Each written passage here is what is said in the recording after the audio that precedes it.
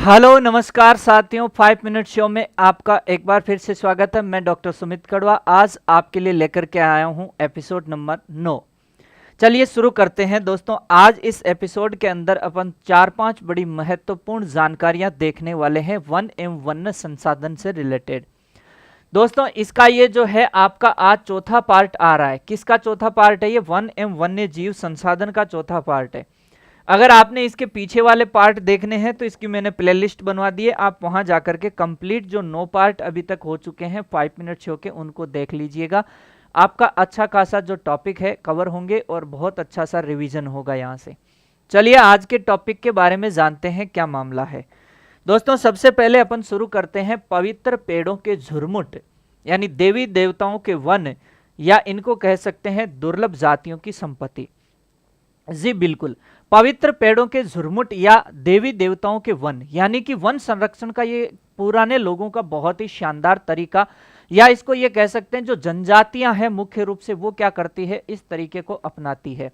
यानी उन्होंने जंगलों को पेड़ों को किससे रिलेट कर दिया? देवी देवताओं से रिलेट कर दिया और उनको पवित्र घोषित कर दिया। अब इनमें वो क्या करते हैं, ना तो किसी बाहरी व्यक्ति को उनके अंदर एंटर करने देते हैं, ना ही अपने किसी लोगों को वनों को नुकसान पहुंचाने देते हैं।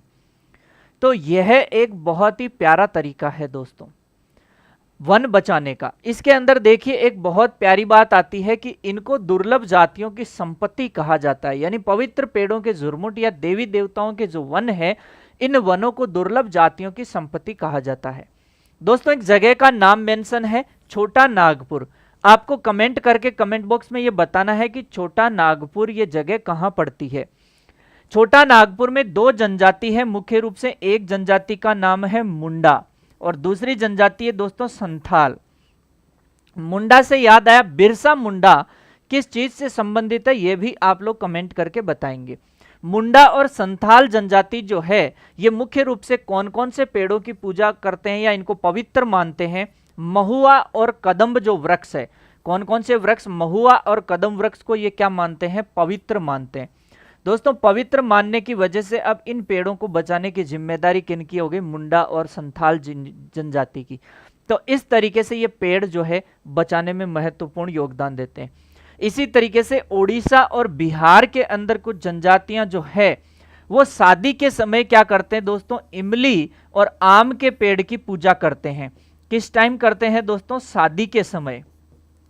शादी के समय आम और इमली के पेड़ की पूजा करते हैं। तो इनके लिए ये क्या हो गए? एक पवित्र पेड़ हो गए इमली और आम। ये एनसीईआरटी की लाइन में है तो ध्यान रखना, पूछ लेगा सीधा सीधा। तो इमली और आम शादी के समय पूजा करते हैं कहाँ? उड़ीसा और बिहार में। और अपने यहाँ भी कई जगह पे देखा होगा आपने कि पीपल और वट वृक्ष यानी बरगद, इनको कैसे पेड़ माना जाता है? पवित्र वृक्ष माना जाता है। और आपको पता है पवित्र वृक्ष उसको बोल दिया तो इसका मतलब उस वृक्ष का संरक्षण अपने आप हो गया, उसको कोई नहीं काटेगा। काटेगा तो लोग काटने नहीं देंगे। राजस्थान में विश्नोई समुदाय जो है मुख्य रूप से देखा जाए तो काले हिरण, चिंकारा, मोर और नीलगाय, ये चारों चीज एनसीईआरटी में मेंशन है तो आपको ध्यान रखना है।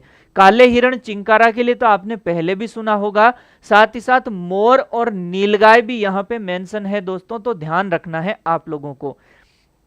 यहां से विश्नोई शब्द आए और आप अमृता देवी विश्नोई को याद नहीं करो, ऐसा नहीं हो सकता। तो आप लोगों को क्लियरली ये बताना है कि अमृता देवी विश्नोई जो है कौन से गांव से संबंध रखती है? राजस्थान में। और वह घटना जो घटी थी कौन सी वर्ष में घटी थी और कितने लोगों ने इसमें बलिदान दिया था पेड़ों की रक्षा के लिए? ठीक इसी तरीके का एक और बलिदान दोस्तों सन 1974 में देखने को मिला था, जिसे चिपको आंदोलन के रूप में जाना जाता है। ध्यान रहे चिपको आंदोलन से बहुत पहले अमृता देवी विश्नोई बलिदान दे चुकी थी। यहां बात करें चिपको आंदोलन जो गढ़वाल हिमालय के अंदर देखा जाएगा, आपको वर्ष याद रखना 1974। ये कोई टाइम एनसीईआरटी में चैप्टर था 12th क्लास में, वहां ये सन मेंशन थी और गढ़वाल हिमालय। अभी की एनसीईआरटी में सिर्फ हिमालय लिखा हुआ है। यहां दोस्तों टिहरी के किसानों ने भी एक अलग टाइप का आंदोलन किया। आपको पता है हरित क्रांति आई तब संकर बीज जो है या संकर फसलें जो है ज्यादा मार्केट में आने लग गई या संकर फसलें लोग करने लग गए। तो इन्होंने अपने बीजों को बचाने के लिए बीज बचाओ आंदोलन या सेव अवर सीड्स, ये जो आंदोलन चलाया टिहरी के किसानों ने, ये टिहरी भी कहां है, गढ़वाल उत्तराखंड के अंदर। और आपको एक बार और ध्यान रखना है कि नवदानई यानी कि 9 दाने यानी 9 धान जो है उनसे रिलेटेड ये आंदोलन था। इसके अंदर भी क्या है, दोनों में ही क्या करना है, ये प्राकृतिक खेती की ओर क्या करते हैं, बढ़ावा देते हैं। रासायनिक उर्वरकों का उपयोग जो है उसे कम करने को कहते हैं और कहते हैं कि अपने जो यहाँ के पुराने जो बीज है उनको बचा के रखो, उनका संरक्षण करो। और 1988 में दोस्तों ओडिशा जो था इसने पहली बार प्रस्ताव पारित किया कि संयुक्त वन प्रबंधन। दोस्तों संयुक्त वन प्रबंधन में क्या है, वहां के जो लोकल लोग हैं वो किसके साथ मिले, वन विभाग के साथ मिलकर के काम करें।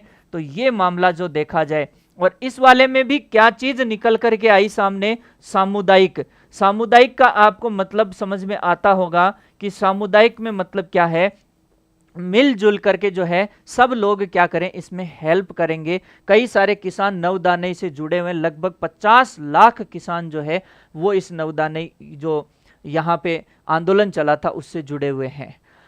अब देखो एक बहुत प्यारा शब्द बोला, एक बहुत प्यारा स्टेटमेंट दिया गौतम बुद्ध ने, पेड़ एक विशेष असीमित दयालु और उदारपूर्ण जीवधारी है जो अपने सतत पोषण के लिए कोई मांग नहीं करता और दानशीलता पूर्वक अपने जीवन की क्रियाओं को भेंट करता है। यह सभी की रक्षा करता है और स्वयं पर कुल्हाड़ी चलाने वाले विनाशक को भी क्या प्रदान करता है, छाया प्रदान करता है। गौतम बुद्ध ने 487 ईसा पूर्व यह बात बोली थी। ये भी एनसीईआरटी में मेंशन है। तो टू द पॉइंट एनसीईआरटी अपन यहाँ पे एक चैप्टर कंप्लीट कर दिया 5 शॉर्ट्स के अंदर। इसी तरीके से आगे के शॉर्ट्स आपके लिए आते रहेंगे। और दोस्तों ये जो ऑफर था, स्थापना ऑफर जश्न अभी जारी है, 22 सितंबर तक इसे बढ़ा दिया गया सिर्फ दिए गए कोर्सेज पर, मतलब सिर्फ इन दो कोर्स पे आपको UC22 कूपन कोड लगाने पे अभी भी 22% डिस्काउंट मिलेगा।